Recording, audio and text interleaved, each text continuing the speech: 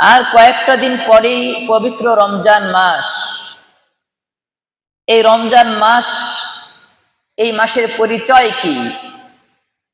এই মাসের পরিচয় স্বয়ং আল্লাহ রাব্বুল আলামিন পবিত্র কোরআনে দিয়েছেন। সূরা বাকারার 185 নম্বর আয়াতে বলছেন, শাহরু রমাদানাল্লাযী উনজিলা ফীহিল কুরআন হুদাল লিন-নাসি ওয়া বাইয়িনাতিম মিনাল হুদা ওয়াল ফুরকান। এই রমজান মাসের পরিচয় সম্পর্কে স্বয়ং আল্লাহ রাব্বুল আলামিন জানিয়ে দিয়েছেন, শাহরু রমাদান, রমজান মাস এমন এক মাস, আল্লাযী উনজিলা ফীহিল কুরআন, যেই মাসে পবিত্র কুরআনকে নাজিল করা হয়েছে। জোরে বলি সুবহানাল্লাহ। তাহলে কুরআনকে কোন মাসে নাজিল করা হয়েছে? সবার মুখ খুলে বলতে হবে, পবিত্র কুরআন কোন মাসে নাজিল করা হয়েছে? রমজান মাসে। দলিল এই আয়াত, শাহরু রমাদানাল্লাযী উনজিলা ফীহিল কুরআন। রমজান মাস এমন এক মাস যে মাসে কুরআনকে নাজিল করা হয়েছে। প্রশ্ন আসতে পারে যে কোরআনকে কেন নাজিল করা হলো? আল্লাহ বলছেন রমজান মাস এমন এক মাস যেই মাসে কোরআন নাজিল করা হয়েছে। এখন আমাদের মাস থেকে, আমাদের কাছ থেকে বা আমাদের মনে প্রশ্ন জাগতে পারে যে কেন কোরআন নাজিল করা হলো? আল্লাহ বলছেন হুদাল লিন-নাস, কোরআনকে নাজিল করা হয়েছে মানব জাতির হেদায়েতের জন্য। মানব জাতির পথ প্রদর্শক হিসাবে কোরআনকে নাজিল করা হয়েছে। শুধুমাত্র সকাল বিকাল তেলাওয়াত করার জন্য এই কোরআন নাজিল হয় নাই রে মানুষ। এই কোরআন নাজিল করা হয়েছে মানুষের জন্ম থেকে মৃত্যু পর্যন্ত, রাস্তা থেকে রাজপ্রাসাদ পর্যন্ত সব জায়গায় কোরআনের শাসন প্রতিষ্ঠা করার জন্য। হুদাল লিন-নাস, মানব জাতির হেদায়েতের জন্য কোরআনকে নাজিল করা হয়েছে। ওয়া বাইয়িনাতিম মিনাল হুদা ওয়াল ফুরকান, আল্লাহ রাব্বুল আলামিন পরক্ষণে জানিয়ে দিয়েছেন যে এই কোরআন তো মানুষের হেদায়েতের জন্য নাজিল করা হয়েছে। প্রশ্ন জাগতে পারে, সব আছে কি নাই? আমার জীবনের সব সমাধান কি পাবো? ওয়া বাইয়িনাতিম মিনাল হুদা, আল্লাহ বলেন হেদায়েতের যত পথ আছে, হেদায়েতের জন্য যা কিছু আছে, আমি সব কিছু স্পষ্টভাবে এই কোরআনে বর্ণনা করে দিয়েছি। ওয়া বাইয়িনাতিম মিনাল হুদা, মানব জাতির জন্য হেদায়েত এবং এই হেদায়েতের সুস্পষ্ট বর্ণনা আল্লাহ রাব্বুল আলামিন দিয়েছেন। আল ফুরকান, এবং সত্য আর মিথ্যা কিভাবে আমরা চিনব, কিভাবে পার্থক্য করব, এই মানদণ্ড আল্লাহ রাব্বুল আলামিন নাজিল করেছেন। তাহলে এই যে আয়াত পড়লাম, আয়াতের মধ্যে যে কথাটা আসছে, শাহরু রমাদান আল্লাযী উনজিলা ফীহিল কুরআন, রমজান মাস এমন এক মাস যেই মাসে কোরআন নাজিল করা হয়েছে। কেন নাজিল করা হয়েছে কোরআন? হুদাল লিন-নাস, মানুষের হেদায়েতের জন্য। আমি কি এই কোরআন খুঁজলে হেদায়েত সঠিকভাবে পাবো? ওয়া বাইয়িনাতিম মিনাল হুদা ওয়াল ফুরকান, পাবে না মানে এই কোরআনে হেদায়েতের সুস্পষ্ট বর্ণনা রয়েছে, সত্য মিথ্যার পার্থক্য স্পষ্ট করে দেওয়া আছে। এটা হলো সেই রমজান মাস। সেই রমজান মাস আর কয়েকটা দিন পরে শুরু হবে। আমরা সেই রমজান মাসকে পেতে যাচ্ছি। এই জন্য এই যে রমজানের মহত্ব শোনার পরে রমজানের আকাঙ্ক্ষা আরো বেড়েছে কিনা, এই জন্য আবারও বলি আলহামদুলিল্লাহ। আল্লাহ রাসূল সাল্লাল্লাহু আলাইহি ওয়াসাল্লাম বলেছেন, বুখারী এবং মুসলিমের হাদিস, ইযা জাআ রমাদান ফুতিহাত আবওয়াবুল জান্নাহ ওয়া গুল্লিকাত আবওয়াবুন নার আসুফিফাতিশ শায়াতিন। বুখারী মুসলিমের হাদিস। আবু হুরায়রা রাদিয়াল্লাহু তাআলা আনহু বর্ণনা করেন যে রাসূল সাল্লাল্লাহু আলাইহি ওয়াসাল্লাম বলেছেন, রমজান মাস যখন আগমন করে, খেয়াল করি, রমজান মাস যখন আসে, ফুতিহাত আবওয়াবুল জান্নাহ, যখন জান্নাতের সমস্ত দরজাগুলো আল্লাহ খুলে দেন। জোরে বলে সুবহানাল্লাহ। প্রশ্ন যদি করি কোন মাসে জান্নাতের সকল দরজা খুলে দেন, উত্তর হবে কি? রমজান মাসে। কোন মাসে জান্নাতের সকল দরজা খুলে দেন? রমজান মাসে। দ্বিতীয় নাম্বার কথা যে হাদিস, আগুল্লিকাত আবওয়াবুন নার, জাহান্নামের দরজাগুলো বন্ধ করে দেওয়া হয়। সুবহানাল্লাহ। তাহলে জাহান্নামের দরজা বন্ধ করে দেওয়া হয় কোন মাসে? বলতে মনে চায় না? আওয়াজ করে বলতে হবে, বললে দিলের মধ্যে গেঁথে থাকবে, মনে থাকবে সারা জীবন। আসুফিফাতিশ শায়াতিন, তিন নাম্বার কথা, শয়তান এই রমজান মাসে যা ইচ্ছা তাই করে না, করতে পারে না। কেন? সুফিফাত, শৃঙ্খলাবদ্ধ করে দেওয়া হয়। কি করা হয়? শৃঙ্খলার মধ্যে আনা হয়। কোনো উচ্ছৃঙ্খলতা করতে পারে না শয়তান এই মাসে, যা ইচ্ছা তাই করতে পারে না। একটা সীমাবদ্ধতার মধ্যে আল্লাহ নিয়ে আসেন শয়তানকে রমজান মাসে, শৃঙ্খলাবদ্ধ করে দেওয়া হয়। সুফিফাত, সফুনত কাতার, মানে কাতারবদ্ধ করে না, নামাজে কি কাতারবদ্ধ হয়ে দাঁড়ায়। শয়তানকে রমজান মাসে কাতার সিস্টেমে, যেরকম শৃঙ্খলার মধ্যে মসজিদের মধ্যে সবাই এলোমেলো থাকলে কাতারে দাঁড়ালে যেরকম সব শৃঙ্খলায় চলে আসে, রমজান মাস আসলে শয়তানগুলো ওই রকম ভাবে শৃঙ্খলার মধ্যে চলে আসে। সুবহানাল্লাহ। তাহলে কোন মাসে শয়তানকে শৃঙ্খলাবদ্ধ করা হয়? রমজান মাসে। আল্লাহ রাসূল সাল্লাল্লাহু আলাইহি ওয়াসাল্লাম, বুখারী মুসলিমের আরেকটি হাদিস, নবীজি বলেছেন, মান সামা রমাদানা ঈমানান ইহতিসাবান গুফিরা লাহু মা তাকদ্দামা মিন যামবিহি। এই হাদিসের মধ্যে আল্লাহ রাসূল বলেছেন, রমজান মাস এমন এক মাস যেই মাসে আল্লাহর কোন বান্দা যদি নেক নিয়তে ঈমানের সাথে সওয়াবের আশায় রোজা রাখে, শর্ত দুইটা। ঈমানদার অবস্থায় রোজা থাকতে হবে। কি অবস্থায়? ঈমানদার অবস্থায়, ঈমান থাকা অবস্থায় মুমিন রোজা রাখতে হবে। দুই, সওয়াবের আশা করতে হবে। এই দুইটা শর্ত নিয়ে রোজা রাখতে হবে। কয়টা শর্ত? এক, ঈমান থাকতে হবে। দুই, সওয়াবের আশা করতে হবে। সওয়াবের আশা না করে শুধু লোক দেখানোর জন্য, সমাজের মানুষ কি বলবে এই ভাই রোজা রাখলে সওয়াব হবে, সওয়াবের আশা করতে হবে।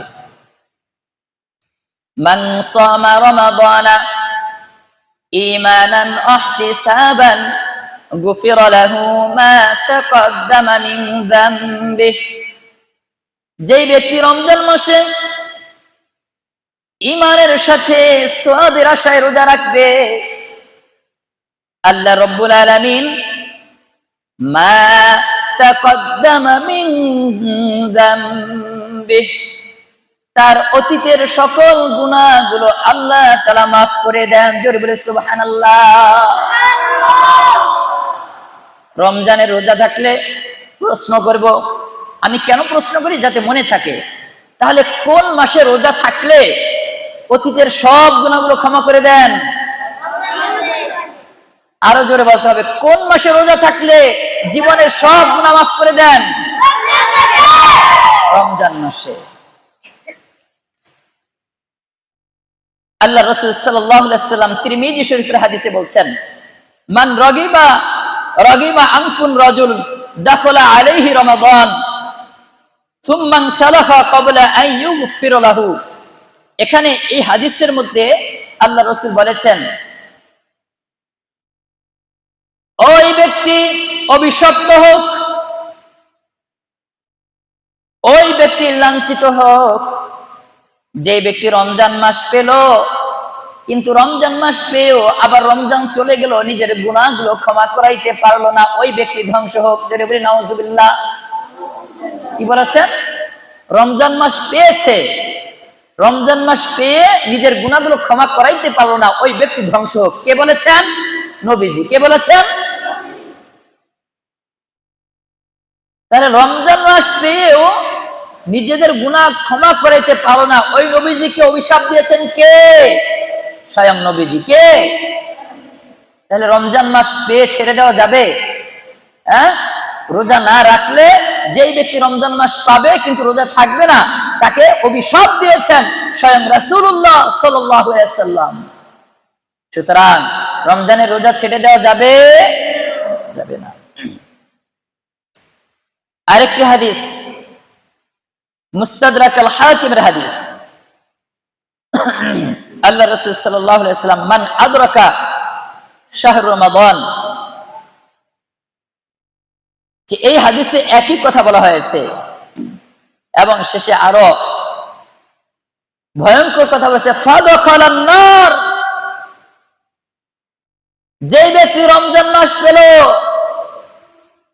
কিন্তু নিজের গুনাহগুলো ক্ষমা করাইতে পারলো না, আল্লাহ রাসূল সাল্লাল্লাহু আলাইহি ওয়াসাল্লাম বলেছেন সে জাহান্নামে প্রবেশ করল। নাউযুবিল্লাহ। তাহলে রমজান মাস পেয়ে গুনাহ ক্ষমা করাইতে না পারলে জাহান্নামের ঘোষণা দিয়েছেন কে? স্বয়ং রাসূলুল্লাহ সাল্লাল্লাহু আলাইহি ওয়াসাল্লাম। কে? নবীজি বলেছেন রমজান মাস পেল কিন্তু নিজেদের গুনাহগুলো ক্ষমা করাইতে পারলো না, সে যেন জাহান্নামে প্রবেশ করল।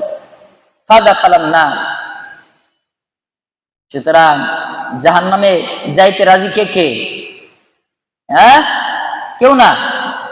তাহলে রমজান মাস পেয়ে নিজেদের গুনাহগুলো ক্ষমা করাইতে রাজি কে? কে? আল্লাহ কবুল করেন, সকলে বলে আমিন। রমজান মাস পাবো কিন্তু নিজের গুনাহগুলো ক্ষমা করাইতে পারবো না, এমন জীবন দিয়ে কি লাভ হবে?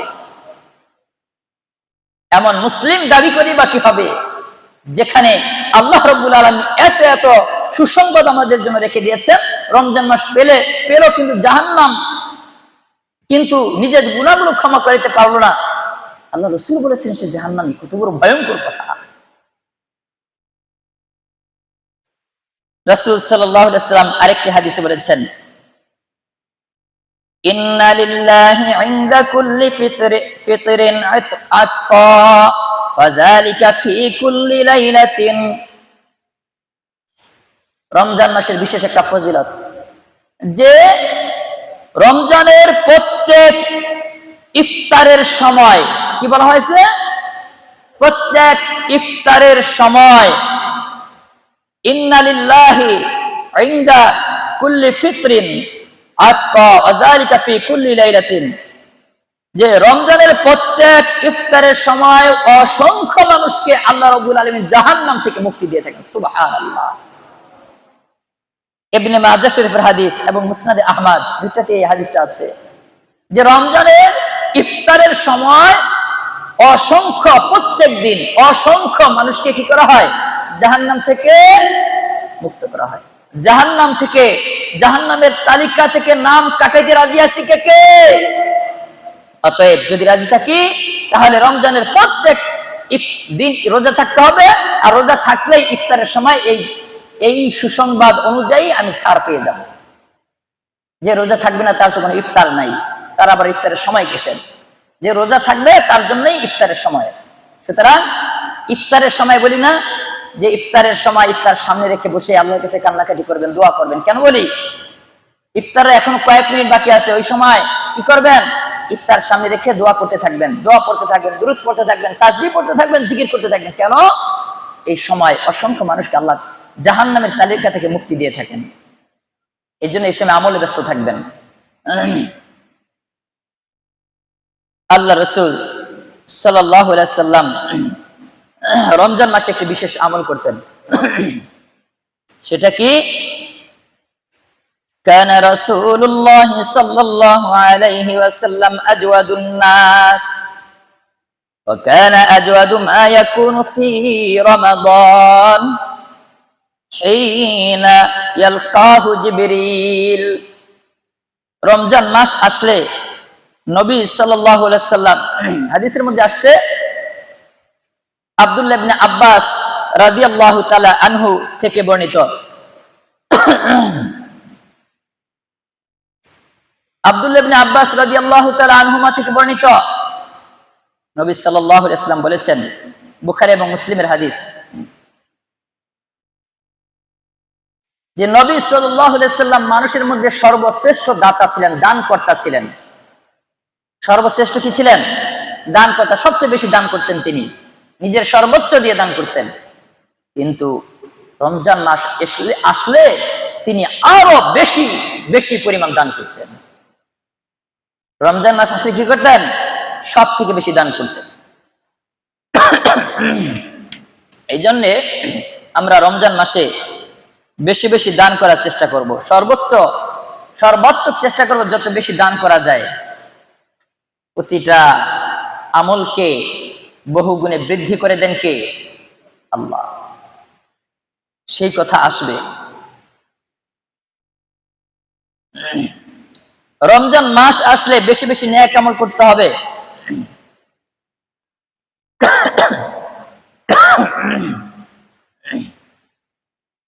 রমজান মাস আসলে কি করতে হবে? বেশি বেশি নেক আমল করতে হবে। কেন? খতবানা রাসূলুল্লাহ সাল্লাল্লাহু আলাইহি ওয়াসাল্লাম, এই হাদিসের মধ্যে আল্লাহ রাসূল বলেছেন, যে ব্যক্তি সন্তুষ্ট চিত্তে একটি ভালো কাজ করলো, খেয়াল করি, একটি ভালো কাজ করলো, সেজন্য একটি ফরজ আদায় করলো। সুবহানাল্লাহ। সন্তুষ্ট চিত্তে একটি ভালো কাজ করলে সব কিসের সমান? একটি ফরজের সমান। কিসের সমান? একটি ফরজের সমান। যে ব্যক্তি একটি ফরজ আদায় করলো, সেজন্য 70টি ফরজ আদায় করলো। সুবহানাল্লাহ। তাহলে রমজান মাসে বেশি বেশি নেক আমল করতে হবে না? বেশি বেশি কি নফল নামাজ পড়তে হবে না? দান সাদাকা করতে হবে না? তাহলে এই মাসালা অনুযায়ী যদি একটা ফরজ 70টা ফরজের সমান হয়, আমি যদি 70 গুণ ধরি, 1 টাকায় কয় টাকার সমান? 70 টাকার সমান। কিন্তু না, দানের আলোচনা সেটা আসবে। আরেকটা আয়াত আছে, 700 গুণ পর্যন্ত বৃদ্ধি করা হয়। সুবহানাল্লাহ। এই জন্য রমজান মাসে বেশি বেশি আমরা দান সাদাকা করব, নফল নামাজ পড়ব, নফল ইবাদত করব। রমজান মাসে যদি কেউ একটি উমরা করে, যারা কাবা শরীফে গিয়ে উমরা করে না, তাহলে রমজান মাসে যদি একটি উমরা করে, আল্লাহ রাসূল বলেছেন, এটাও বুখারী মুসলিমের হাদিস, তাহলে তাকে একটি হজ্জের সমান সওয়াব তার আমলনামায় লিখে দেওয়া হয়। সুবহানাল্লাহ। একটি উমরা করলে কিসের সওয়াব? একটি হজ্জের সওয়াব দেওয়া হয়। রমজান মাস এত ফজিলতপূর্ণ একটা মাস, যেই মাসে প্রত্যেকটা আমলকে, প্রত্যেকটা ইবাদতকে বহু গুণ বৃদ্ধি করা হয়। আল্লাহ পাক রব্বুল আলামিন পবিত্র কুরআন বলেছেন, ইয়া আইয়ুহাল্লাযীনা আমানু কুতিবা আলাইকুমুস সিয়ামু কামা কুতিবা আলাল্লাযীনা মিন ক্বাবলিকুম লাআল্লাকুম তাত্তাকুন।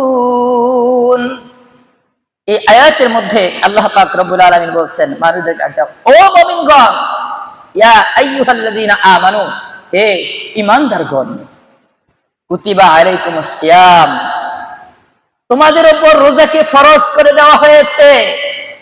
কাদের উপর ফরজ করে দেওয়া হয়েছে? মুমিনদের উপর। কাদের উপর? মুমিনদের উপর ফরজ করে দেওয়া হয়েছে।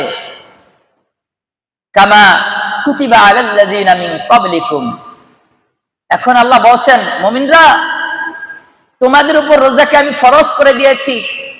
মনে করেও না যে শুধু তোমাদের উপরে এই রোজা ফরজ ছিল, বরং তোমাদের পূর্বে যত জাতি এসেছে, নবী রাসূল এসেছে, সকলের জামানাই সকলের উপরেই এই রোজা ফরজ ছিল। সুবহানাল্লাহ।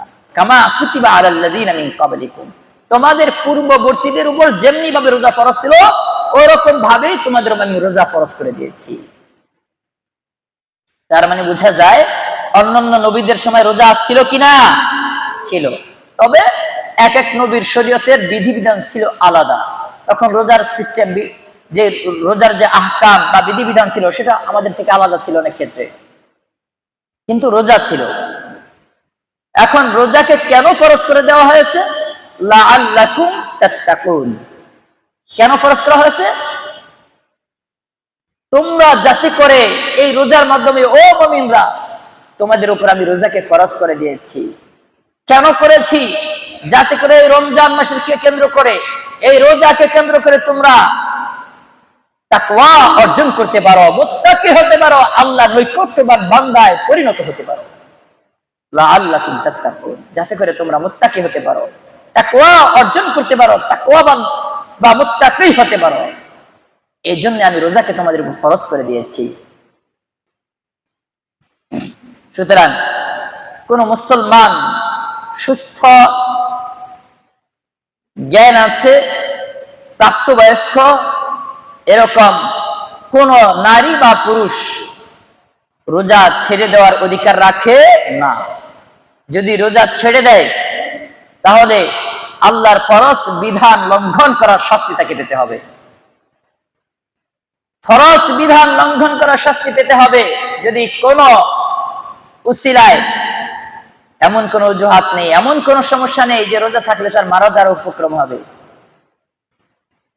তারপরেও তারা রোজা ভাঙতেছে, বলতেছে হুজুর আমার ডায়াবেটিস, হ্যাঁ এই সমস্যা সেই সমস্যা, না খেয়ে থাকতে পারি না, হ্যাঁ আমার ছেলে শুকিয়ে যাবে, আমার মেয়েটা শুকিয়ে যাবে, এই জন্য তাদের রোজা থাকতে দেই না। আপনি যে আজকে তাকে রোজা থাকতে দিচ্ছেন না, যেই ছেলেকে, যেই মেয়েকে আদর করে ভালোবেসে আপনি রোজা থাকতে দিচ্ছেন না, শুকিয়ে যাবে ভেবে, এই ছেলে এই মেয়ে এর প্রতিদান কি দিবেন জানেন? আল্লাহ রাব্বুল আলামিন সেটাও পবিত্র কোরআনে উল্লেখ করেছেন। রব্বানা ইন্না আতা'না সাদাতানা ওয়া কুবারানা ফাআদাল্লুনা আস-সাবিলা রব্বানা আতিহিম দি'ফাইনি মিনাল আযাবি ওয়ালআনহুম লানান কাবীরা। কিয়ামতের ময়দানে যেদিন ডাকা হবে, জিজ্ঞাসা করা হবে, ও বান্দা, ও বান্দি, তুমি কেন রোজা রাখো নাই, তুমি কেন নামাজ পড়ো নাই? তখন আজ যে মা বাবা সন্তানদেরকে মায়া মহব্বত করে ওই সন্তানদেরকে ভালোবেসে শুকিয়ে যাবে এই ভয়ে, সকালে ঘুম কম হবে এই ভয়ে নামাজ পড়তে উঠায় নাই, রোজা রাখতে উঠায় নাই, ওই সন্তান জবাব দিবে, আল্লাহ রব্বানা ইন্না আতা'না সাদাতানা ওয়া কুবারানা, ও রব, আমাদের রব, আমরা তো এই নেতাদেরকে, আমার এই মুরব্বীদেরকে অনুসরণ করেছি। মানে আপনি তাদেরকে ঘুম থেকে উঠতে দেন নাই, বাবা তোমার রোজা রাখা লাগবে না, সে রাখে নাই। মা তোমার রোজা রাখা লাগবে না, শুকিয়ে যাবা, থাক তোমার উঠতে হবে না, তাকে উঠান না ঘুম থেকে ফজর নামাজের জন্য, কেন ঘুম কম হবে? বলবে আল্লাহ আমরা তো তাদের আনুগত্য করেছি, তাদেরকে অনুসরণ করেছি, ফাআদাল্লুনা আস-সাবিলা, এরা আমাদেরকে পথভ্রষ্ট করেছে। যেই মা বাবা আদর করে ভালোবেসে তাদেরকে শুকিয়ে যাবে ভেবে রোজা রাখতে দেয় নাই, যেই মা বাবা ঘুম কম হবে ভেবে ফজর নামাজে উঠায় নাই, ওই মা বাবার বিরুদ্ধে কিয়ামতের ময়দানে আল্লাহর দরবারে, আল্লাহর আদালতে মামলা করবে এই সন্তান, বলবে আল্লাহ এরা আমাদেরকে পথভ্রষ্ট করেছে। রব্বানা আতিহিম দি'ফাইনি মিনাল আযাব, আজকে আমাদেরকে শাস্তি দিলে চলবে না, আমার এই মা বাবা, আমার এই অভিভাবক, আমার এই মুরব্বী, আমার এই নেতাদেরকে আজকে আনেন, আজকে আমাদের দ্বিগুণ শাস্তি তাদেরকে দিতে হবে। নাউযুবিল্লাহ। কারা বলবে? যাদেরকে ভালোবেসে নামাজ পড়তে বলেন নাই, রোজা রাখতে বলেন নাই, এরা বলবে। সুতরাং রোজা, ওই ছেলেটা শুকিয়ে যাবে ভেবে রোজা রাখা বন্ধ করা যাবে না। প্রাপ্তবয়স্ক হয়েছে, সে রোজা রাখতে পারবে, অসাধ্য কোনো বিষয় আল্লাহ চাপিয়ে দেন না, তার সাধ্যে আছে বিধায়, প্রাপ্তবয়স্ক হওয়ার পর তার সাধ্য হয়েছে বিধায় তার উপর ফরজ করে দেওয়া হয়েছে। ঘুম কম হবে বলে ফজর নামাজে উঠান না, এই মায়া করে লাভ নাই, কিয়ামতের মধ্যে ওই সন্তান আপনার জন্য মায়া করবে না। ওই সন্তান আপনার জন্য মায়া করবে না, আল্লাহর আদালতে নালিশ করবে। পবিত্র কোরআনের আরেক জায়গায় এসেছে, সেদিন স্বামী স্ত্রীকে দেখে পালাবে, মা সন্তানকে দেখে পালাবে, ভাইকে দেখে ভাই পালাবে, বোন পালাবে, একে অপরকে দেখে পালাবে। মা সন্তানকে চিনেও চিনবে না, পালাবে, অস্বীকার করবে। কোরআনে আসছে পালাবে, একজন আরেকজন থেকে পালাবে। কেন পালাবে? যতটুকু ব্যাখ্যা বিশ্লেষণ যেটা আমি বুঝি, পালাবে কেন? উত্তর এই, আপনি যদি মা হয়ে যদি সেদিন একটা মা যদি সেদিন তুমি না আমার মেয়ে, তুমি না আমার ছেলে, আসো, কিন্তু এই ডাকার পরে সে বলবে, মা একটা নেক আমলের কারণে আমি জান্নাতে যেতে পারতেছি না, একটা নেক আমল, তোমার আমল নামায় তো অনেক নেক আমল আছে, একটা নেক আমল আমাকে দাও, এই কথা যেন না বলতে পারে, এই ভয়ে মাও সন্তানকে অস্বীকার করবে, না আমি আমার দুনিয়াতে কোনো সন্তান ছিল না। কত কঠিন মুহূর্ত হবে সেই দিন, কি মায়া করবেন, মায়া করে কি লাভ হবে আপনার? এই জন্য আজ থেকে তওবা করেন। আপনার সন্তানদের যারা প্রাপ্তবয়স্ক হয়েছে, রমজানের পুরো মাস রোজা থাকবে নিয়ত করেন, এবং এখন থেকে 5 ওয়াক্ত নামাজের ট্রেনিং দেওয়ান, এটা আপনার দায়িত্ব। যদি না দেওয়ান, কিয়ামতের ময়দানে আল্লাহর কাছে ধরা পড়ে যাবেন, কোনো পার পাবেন না। সুতরাং আমরা পবিত্র রমজানের যে গুরুত্ব মহত্ব আছে, অনেক আলোচনা, কয়েক জুমা আলোচনা করতে হবে। সুতরাং সেই গুরুত্ব মহত্ব পবিত্র